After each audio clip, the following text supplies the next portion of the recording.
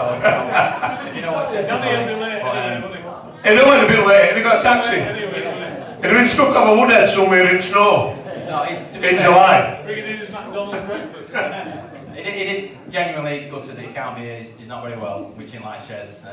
Hard as nails, that lad. But it's just funny, you mentioned his name and both Viv and Danny start laughing. So I haven't even said out yet. Well, if you're happy for me to ring him and do that, he's specifically said, try and do it. I think we should give it a try. Everybody agree we should give that a try. Let's Shes have his... Like I said, this could go horribly wrong or it could be fantastic. Hamza was laughing because he knows this is the way to go. This is the future. You hope that. Hello, is that Shes? Yeah. Yeah, I am. Shes, listen, we can hear you loud and clear, mate. We are in the room in the exec suite at Oakwell. We're gutted you can't be here as much as obviously you're gutted you can't be here, but you know why we're here tonight, Shes. Do you want to give us a couple of memories of yours of working under Winstanley here at Oakwell? Yeah, I do, mate. I'm absolutely gutted I can't be there, obviously. I've not been well myself, mate, so that's stopped me coming over. But I just want to give the cards over to his family and everyone.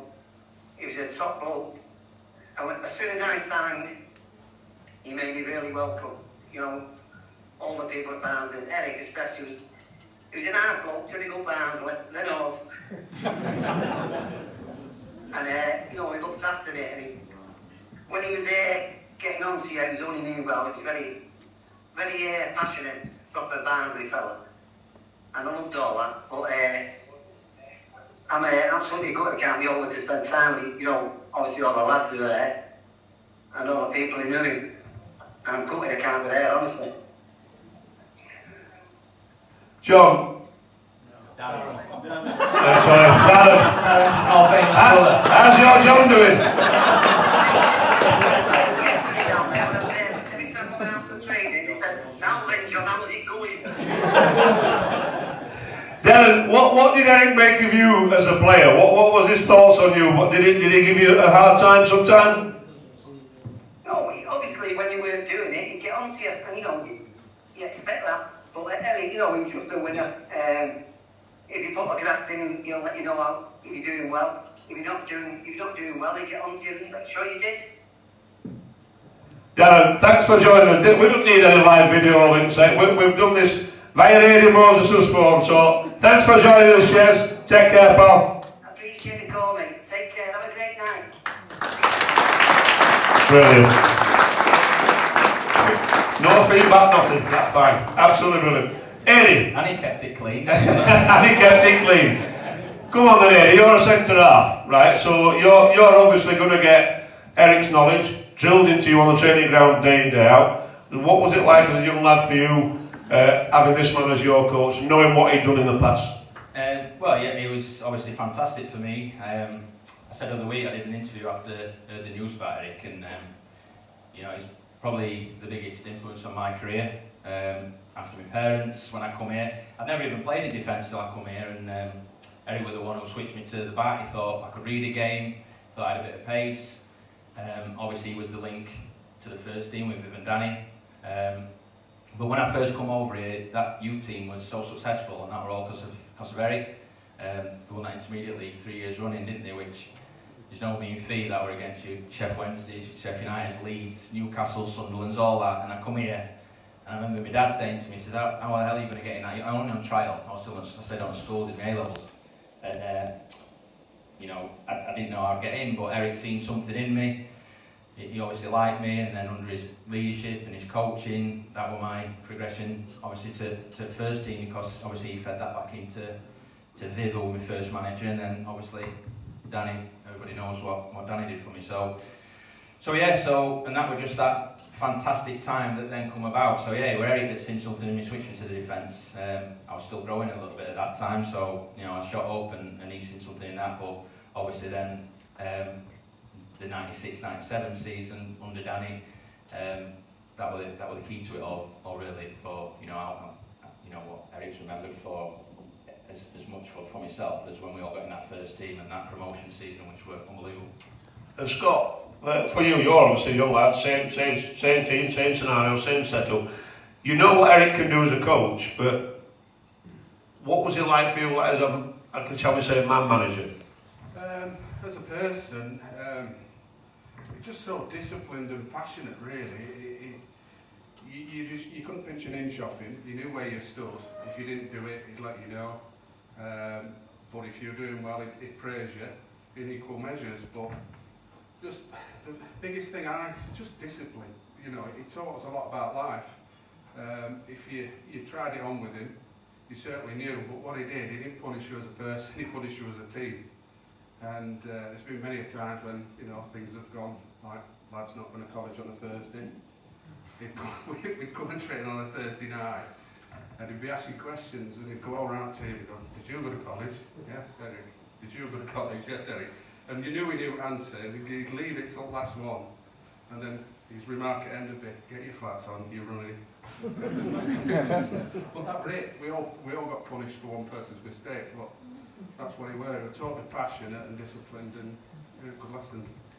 We've heard the term in football a lot where people say, you know, he's the kind of guy you want to run through a brick wall for, and I'm kind of thinking, I've only played football at school level, but I'm looking at what everybody's saying tonight, and that's the kind of feedback that I'm getting, that this is a guy that if he says jump, you're not going to ask how high, you're just going to keep jumping. Well, that you would, because he were a fearsome bloke, but I liked the fact that his training sessions were unbelievable, by the way. They were really good. I mean, you were saying earlier on, he'd come from Ipswich and he'd come to pre-season training and thought, bloody hell, what we got here, we're a step up. So That's snapping my story then. Well, Neil, you were obviously one of the more seasoned professionals that we had as one of the experienced ones. Senior. Yeah. No, I'm not going to say senior, experienced ones at the club. What were your views on Eric? Well, I first had a phone call from Eric at 32. I got released by Ipswich. 7 years I'd been down there, and I had a quite a good time, few injuries, and Eric rung me up and said, "Do you fancy coming up and meeting Danny and myself?" And I came up and jumped at the chance. I know Barnsley had been down at Ipswich that year and played really well, looked a really good team. So I jumped at the chance. I'm from Hull, so moving back up north was good as well for me and the family. And agreed the contract with Danny, which was great, but Eric was my first contact, and I remember when we moved the family up, we went and stayed in the house for 2 months, and Eric was the first person to meet us, and made us really welcome, you know. And then when he come into the club, and as Scott just said then, the first training session, I thought, whoa, this is up a level. The intensity we trained at, the ball speed, the atmosphere amongst the boys, the camaraderie was fantastic, and I thought, right, I've got to get my finger out here. I just had a bit of an injury in the pre-season, so I wasn't 100% fit, and struggled a bit pre-season, to be fair. And Eric pulled me after one session. He went, "Tomo, you need to get your fucking finger out," in a polite way, but it was like that. He'd tell you exactly what it was about, and we went to West Brom that first game, Danny will recall, and everything sort of just slotted into place. But it made you feel welcome. His knowledge, well respected throughout the game by all the players. It's anything when you're in football, you've got to leave a mark. And I think Eric's left a mark on a lot of people, not just here in football, but in life. I think everybody in this room was saying that. Adie? Yeah, you can. Go on, Adie. I just want to say, and I touched on it there about that promotion season, because I touched on it before, and it were an absolute masterstroke what John Dennis did, putting Eric with Danny that year, because, and you touched on it when you said about me and Scott, what we do for the club, and it was for Eric, really, because Danny signed Lights and Neil, we've got a good nucleus, good senior pros, I signed John Hendrick, Paul Wilkinson, Redders were already here, all great professionals, good top lads. But then, what the secret to that promotion season was, I think, was Eric going alongside Danny and having that core group of me, Scott, Dave Watson, Nick Eden, Andy Liddell, Martin Bullock, all these lads are coming. And you said before, we'd have run through a brick wall for Eric, and we did. And so once we got into first team, clearly you wanted to further your own career in first team. You don't want to let anybody down, don't let the manager down, but you knew that you couldn't let Eric down. So you got these lads that had been instilled in you from the youth team all the way up, and I just think it was such a good coming together of a decent set of senior pros, well, a great set of senior pros, and young lads like us who would absolutely run through a brick wall for Eric. and such a good mix at that time for me. That was the key to that promotion season, alongside all the, you know, great coaching, managing, whatever they did together. And what a season it was. Ladies and gentlemen, please put your hands together for Darren Sheridan, Adie Scott Jones and Neil Thompson.